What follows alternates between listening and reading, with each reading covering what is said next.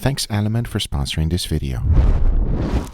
And this is today's special ingredient, Parmigiano Reggiano rinds. Most people just throw them away, but this is not cheese wax. It is edible, sort of, mainly because it's normally too tough. That's why a lot of people like to use it in soups, stews, and sauces. This thing is rich and packed with umami, which is your fifth taste. You see, I was fortunate enough to go to the Parmigiano Reggiano factory, and I've learned a lot, because this is unlike any other cheese. Parmigiano Reggiano rinds are not waxed or coated in any chemicals. It is a part of the real cheese itself. But like I said previously, they are hard. So in order to use them with beef, here's what I came up with. The first thing I needed was a nice beautiful piece of meat. This will do. It is a picanha. Brazilians call this the queen of all meats, and for good reason. Next, to prep the rinds, you want to get a pot with water and throw them in there. You see, we want to soften them up a little bit. That's why I'm lightly warming up the water. This will get as much flavor out of them as possible, which is exactly what I'm looking for. Now I know what you're thinking. It does not look appetizing, and it was never meant to be, because we're looking for one thing and one thing only, and that would be flavor. And believe me when I tell you, I'm extracting all of it out. Once I was done, into a bowl they go, because I gotta cool down this water. And the last thing I want is to add some ice. So I let the whole thing chill for a little bit. Once it was nice and chilled, of course I'm not getting rid of the rinds. They go back in for even more flavor. But nothing is hot, because the last thing I want is to cook the picanha. Next, I went ahead and grabbed a nice container. Threw all of my water in there, followed by the rinds. Now I don't want to sound like a broken record, because this might not look appetizing. We are infusing flavor. Once everything is in, I went ahead and added the queen. The key here is to make sure that everything is fully submerged, because now that this thing is ready, inside of my refrigerator it goes so that it can soak in there for quite some time.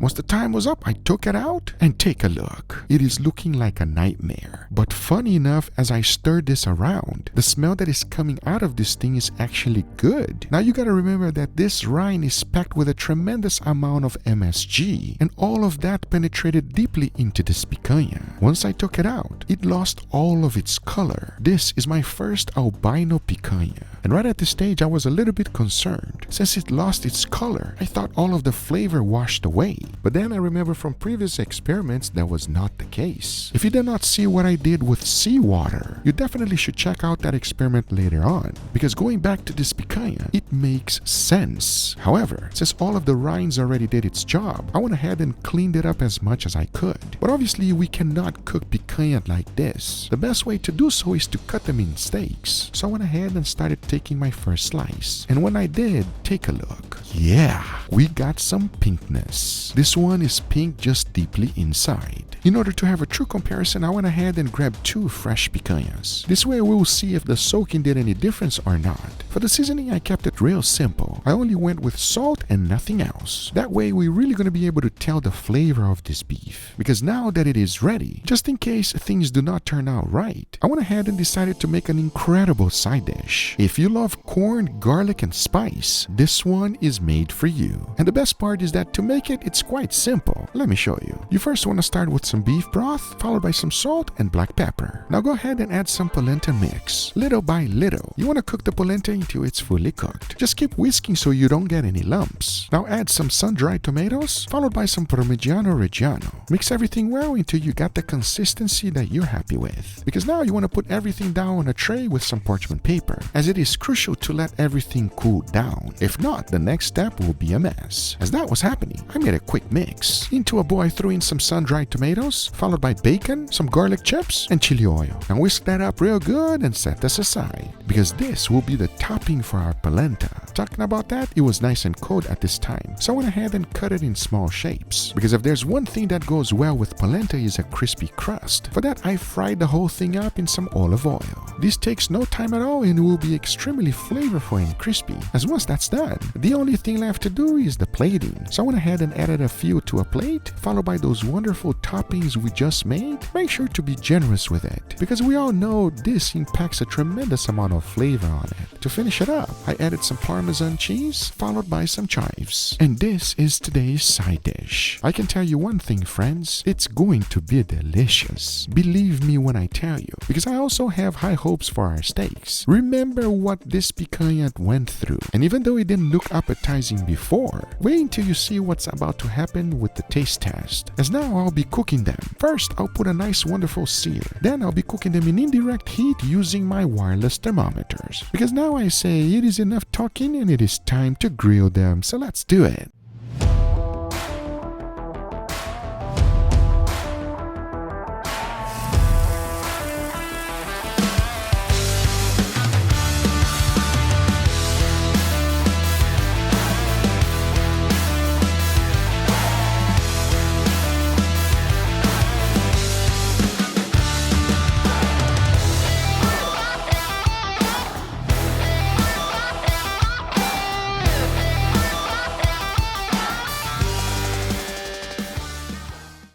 Oh man, that picanha looks so good and juicy, I cannot wait to take a bite. But before I do, I gotta tell you something that has been a total game changer for me. And it's this little packet right here. This is Element, a zero sugar electrolyte drink mix that's packed with what your body needs: sodium, potassium, and magnesium. I've been using Element for a while now, and let me tell you, it's been a huge upgrade. Whether I'm working on videos all day, lifting weights, or firing up the grill under this summer heat, Element keeps me feeling sharp and hydrated. No sugar, no artificial colors, no nonsense. Just pure, clean electrolytes. This is the good stuff. The watermelon salt has a bold and refreshing punch. Think juicy, ripe watermelon with a salty kick that hits hard. It's the perfect way to stay cool on a hot summer day. And I must say, it pairs perfectly with some steaks. Get a free sample pack of Element's most popular drink mix flavors with any purchase at drinkelement.com/Guga. Find your favorite flavor or share with a friend. If you give it a try and don't like it, it is risk-free. Give it away to a salty friend and Element will give you your money back. No questions asked. That's drinkelement.com/Guga or click the link below to get a free sample pack with any purchase. Thanks Element for sponsoring this video. Now let's get right back to it. All right, everybody, here we got our beautiful steak with a nice side dish. Gentlemen, what do you guys think, huh? I like the layers on the side dish, Guga. Look at that. It's a beautiful. You know what that is?